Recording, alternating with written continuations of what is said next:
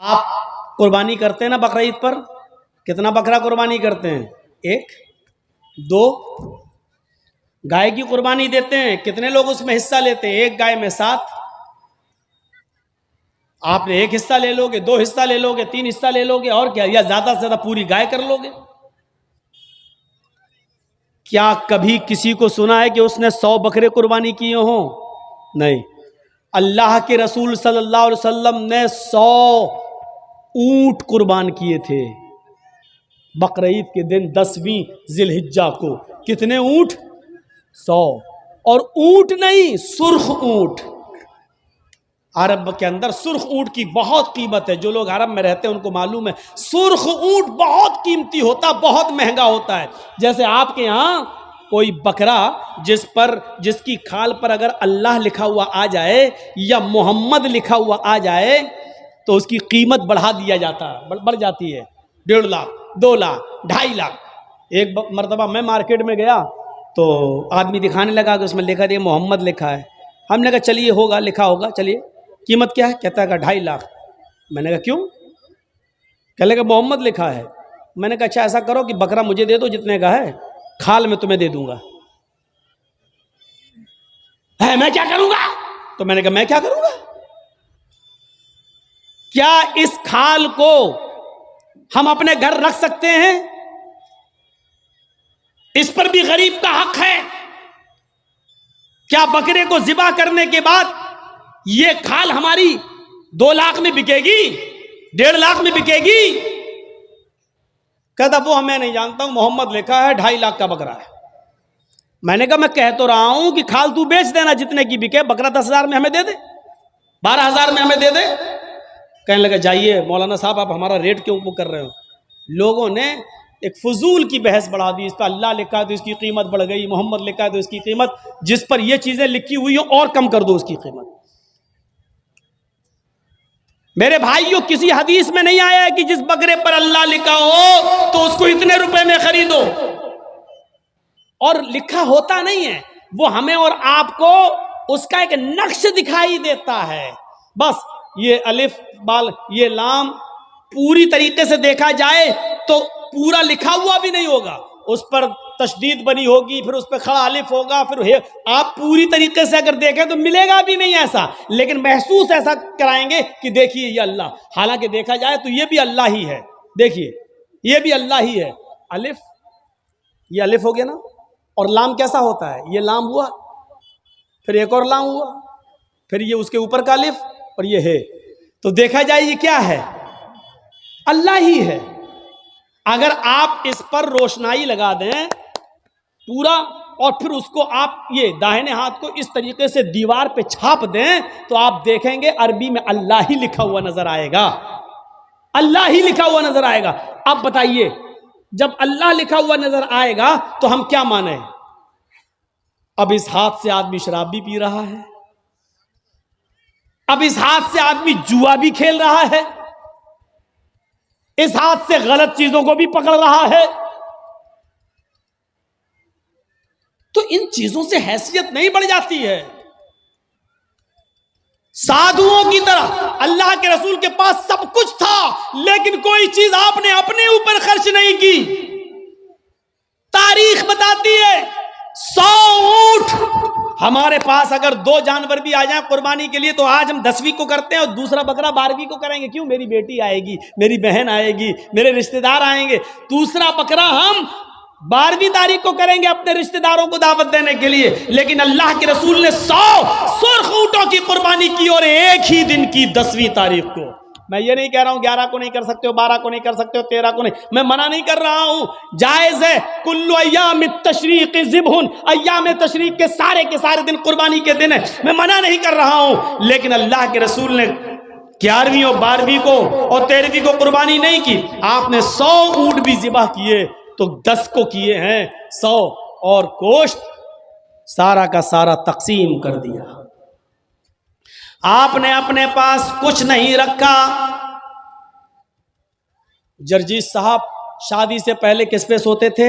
دری پر، چٹائی پر۔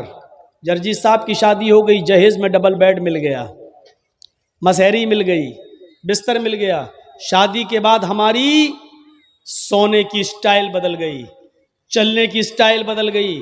جرجی صاحب سائیکل پہ چلتے تھے، اب بائک پہ چل رہے ہیں، بڑے آدمی ہیں، 4 ویلر بھی دے دی ہوگی ہو سکتا ہے سسرال والوں نے، اب 4 پہیے کی گاڑی پہ چل رہے ہیں۔ رہنے کی سٹائل بدل سکتی ہے، لیکن محمد رسول اللہ 25 سال کی عمر میں جب 40 سال کی ایک بوڑھی عورت خدیجہ سے نکاح کرتے ہیں، خدیجہ عرب کی بہت بڑی دولت مند اور رئیس خاتون تھیں، جب اللہ کے رسول کی شادی ان کے ساتھ ہوتی ہے تو خدیجہ اپنے ساتھ سارا مال بھی لے کے آتی ہیں، سارا خزانہ لے کے آتی ہیں، سارا بزنس لے کر آتی ہیں۔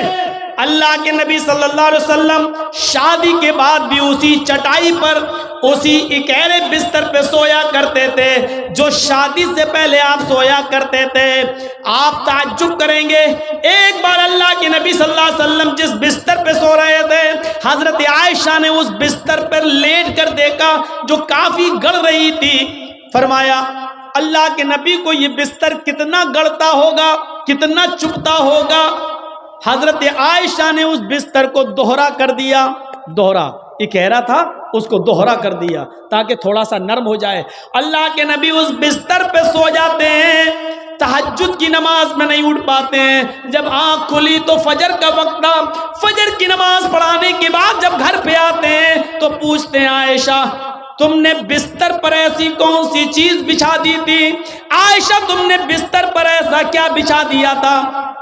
آج مجھے نیند آ گئی اور میں رات میں اللہ کی عبادت نہ کر سکا، تہجد کے اندر اٹھ نہیں سکا۔ فرمایا اے اللہ کے نبی بستر کے نیچے تو میں نے کچھ نہیں بچھایا، وہ بستر جو اکھیرا تھا اس کو میں نے دوہرا کر دیا۔ میں نے لیٹ کر دیکھا آپ کو کیسے نیند آتی ہوگی، وہ تو کافی چبھ رہا تھا، کافی گڑ رہا تھا، میں نے اس کو دوہرا کر دیا۔ فرمایا عائشہ ایسا مت کرو، جیسا بستر پہلے بچھاتی تھی اسی طرح بچھاؤ، بستر کو اکھیرا رہنے دو، میری پیٹھ پر گڑتا ہے تو گڑنے دو، میری پیٹھ پر چبھتا ہے تو چبھنے دو۔ جب بستر گڑتا تھا چبھتا تھا تو میری آنکھ کھل جاتی تھی اور میں رات میں اٹھ کر تہجد کی نماز پڑھ لیا کرتا تھا، اللہ کو یاد کر لیا کرتا تھا۔ عائشہ آئندہ بستر اسی طرح بچھاؤ، میرے لیے آرام کا ایسا انتظام نہ کرو کہ بستر پر مجھے نیند آ جائے اور پھر میں اس رات میں اٹھ کر اللہ کو یاد نہ کر سکوں، اس رات اٹھ کر میں اللہ کو کا ذکر نہ کر سکوں، تہجد کی نماز نہ پڑھ سکوں۔ عائشہ اللہ تعالیٰ کو رات کی تاریکیوں میں یاد کرنے کا مزہ کچھ اور ہے جب ساری دنیا سو رہی ہوتی ہے اور میری کروٹ، میری کمر نرم گرم بستروں سے الگ ہوتی ہے اور سجدے میں سر ہوتا ہے، تو اس وقت کا مزہ کچھ اور ہوتا ہے کہ ساری دنیا خواب خرگوش میں مست ہے اور اللہ کا ایک بندہ اپنے رب سے عذاب جہنم کی پناہ مانگ رہا ہے، جنت کا سوال کر رہا ہے، رات کی تاریکی میں اپنا سر سجدے میں رکھ کے اس کو مالک اور اپنے آپ کو اللہ کا غلام بنا رہا ہے۔ عائشہ تم نے بستر کو ایسے بچھا دیا کہ اس بستر پر مجھے اتنی نیند آ گئی کہ میں رات کو اٹھ نہیں سکا۔ عائشہ مجھے اتنا آرام نہ دو کہ میں رات میں اٹھ کر اللہ کو یاد نہ کر سکوں۔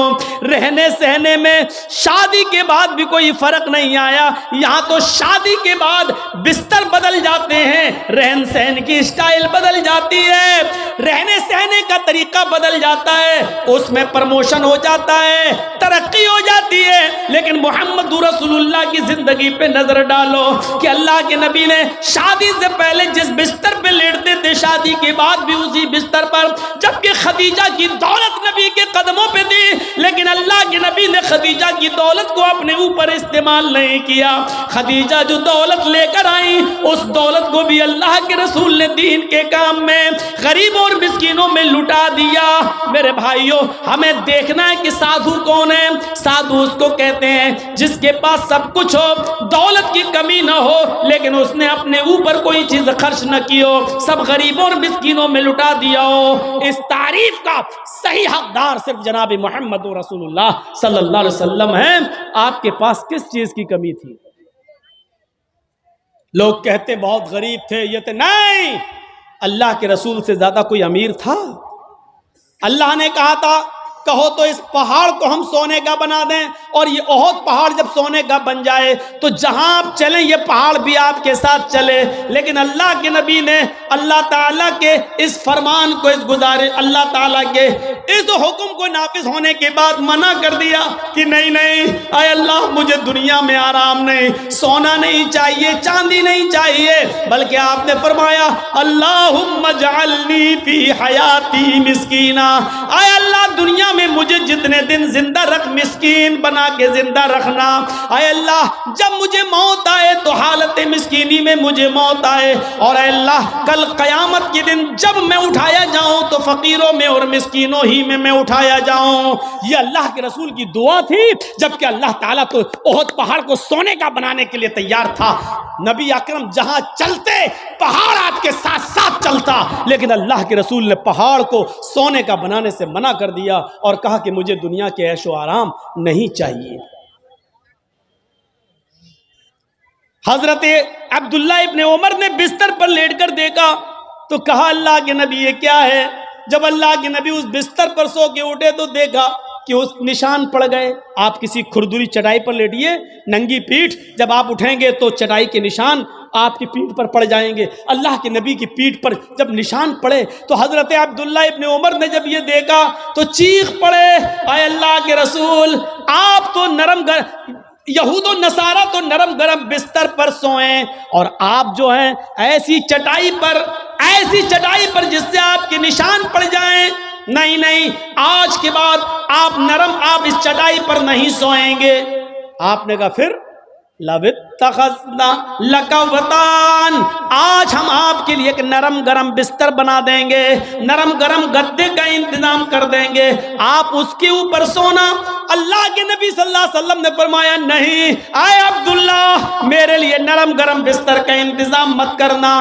مالی وللدنیا مانا فی الدنیا الا کراکب استظل تحت شجرہ ثم راحا، نہیں نہیں اے عبداللہ میرے لیے نرم گرم بستر نہیں، میں تو اس دنیا میں ایک مسافر کی طرح ہوں۔ جیسے مسافر تھک جاتا ہے تو ایک سایہ دار درخت کے نیچے آرام کرنے کے لیے بیٹھ جاتا ہے، تھوڑا پانی پیتا ہے، سستاتا ہے اور پھر اٹھ کے چل دیتا ہے۔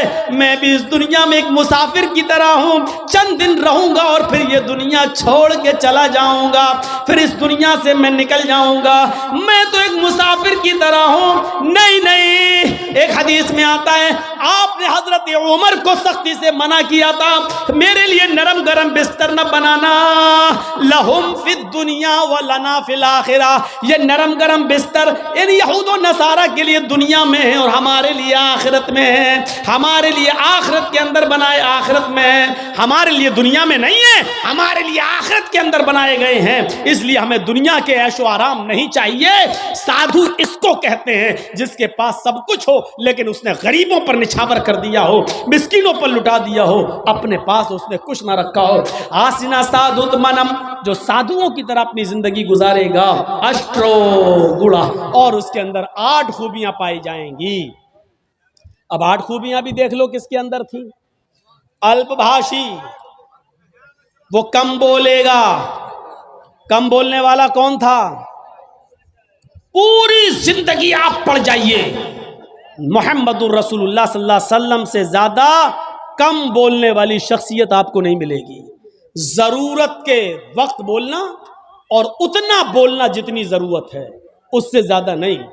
یہ ہمارے اور آپ کے یہاں کا ماحول ہے، کوئی زیادہ بول رہا ہے، کوئی کم بول رہا ہے۔ اللہ کے رسول اتنا ہی بولا کرتے تھے جتنی ضرورت ہے۔ کبھی کبھی تو ایسا ہوتا تھا کہ پورا جواب بھی نہیں دیتے تھے۔ کم بولنے کا حال یہ تھا کہ ایک مرتبہ کچھ یہودی اللہ کے نبی کے پاس آئے۔ مسلم شریف کتاب السلام پڑھیے چیپٹر، نبی اکرم کے گھر پہ آئے، دروازے کو دستک دی، اللہ کے رسول نے دروازہ کھولا، یہودیوں نے سلام کیا، در حقیقت وہ سلام نہیں تھا بلکہ اس سلام کے اندر چھپی ہوئی بد دعا تھی۔ ان یہودیوں نے آتے ہی کہا السلام علیکم یا رسول اللہ، السلام علیکم۔ کیا کہا؟ السلام علیکم، لیکن کہا ایسے السلام علیکم یا رسول اللہ۔ اے اللہ کے رسول آپ پر موت ہو، السلام علیکم نہیں کہا انہوں نے سلامتی ہو، بلکہ کیا کہا؟ السلام علیکم، موت ہو آپ پر، برباد ہو جائیں آپ۔ تو اللہ کے رسول صلی اللہ علیہ وسلم سمجھ گئے، آپ نے سن لیا، ان یہودیوں نے السلام علیکم نہیں کہا بلکہ ان یہودیوں نے کیا کہا؟ السلام علیکم۔ تو اللہ کے رسول نے اتنا کم جواب دیا، مختصر، چونکہ آپ کم بولتے تھے، آپ نے اس کا بہت ہی شارٹ میں جواب دیا، وعلیکم۔ یہودی جھلملا گئے ہیں۔ یہودیوں نے کہا السلام علیکم، موت ہو آپ پر، آپ نے اس کے جواب میں صرف اتنا کہا وعلیکم، تم پر ہو، یعنی جو تم مجھ پر بھیج رہے ہو وہ تم پر ہو۔ حضرت عائشہ نے جب سنا تو انہوں نے اندر سے پردے کی اوٹ سے چیختے ہوئے کہا وعلیکم السلام یا یہود ولعنت اللہ، اے یہودیو میرے شوہر پر تم موت بھیجتے ہو، تم پر موت ہو اور اللہ کی لعنت ہو۔ تو اللہ کے رسول نے حضرت عائشہ کو ڈانٹا تھا اور کہا تھا عائشہ یہ تم نے غلط کیا، عائشہ تمہیں ایسا نہیں کرنا تھا۔ حضرت عائشہ نے کہا اللہ کے رسول آپ نے سنا نہیں، آپ پر موت بھیج رہے ہیں وہ۔ اللہ کے نبی نے کہا عائشہ کیا تم نے سنا نہیں میں نے ان کو کیا جواب دیا؟ انہوں نے کہا السلام علیکم، میں نے کہہ دیا وعلیکم، جو انہوں نے مجھ پر بھیجا میں ان کو بھیج چکا ہوں، میں ان کو بول چکا ہوں، تم نے اپنی طرف سے زیادتی کی ہے، غلط کیا، جاؤ معافی مانگو تم۔ میرے پیارے ساتھیو تصور کریں آپ اللہ کے نبی کتنا کم بولتے تھے۔ کم بولنے کو اپنی عادت بنائیے، ضرورت کے تحت بولیے، کیونکہ زبان سے ہی اکثر گناہ ہوتے ہیں، زیادہ زبان استعمال کرو گے پھسلے گی۔ اس لیے حضرت ابوبکر صدیق کبھی کبھی کان میں مسواک لگاتے تھے، یہ مسواک، نماز کا ٹائم ہوا مسواک کیا پھر کان میں لگا لیا۔ اس مسواک کو ایک بار اپنے داہنے ہاتھ میں پکڑے اور زبان کھینچ رہے تھے ایسے، اور مسواک زبان پہ مار رہے تھے ایسے۔ حضرت عمر نے کہا یہ کیا کر رہے ہو؟ کہا اس زبان کو سزا دے رہا ہوں۔ کہا کس بات کی؟ یہی زیادہ بولتی ہے، اس کو اوقات میں رکھ رہا ہوں، اس کو بتا رہا ہوں دیکھ اگر زیادہ بولنے کا کام تو نے کیا تو تیری پٹائی لگے گی اس مسواک سے۔ ایسا میں اس لیے کر رہا ہوں تاکہ زبان ہماری کنٹرول میں رہے، کیونکہ اکثر لوگ جہنم میں زبان کی وجہ سے جاتے ہیں۔ یہی وجہ تھی کہ اللہ کے نبی صلی اللہ علیہ وسلم نے جنت میں جانے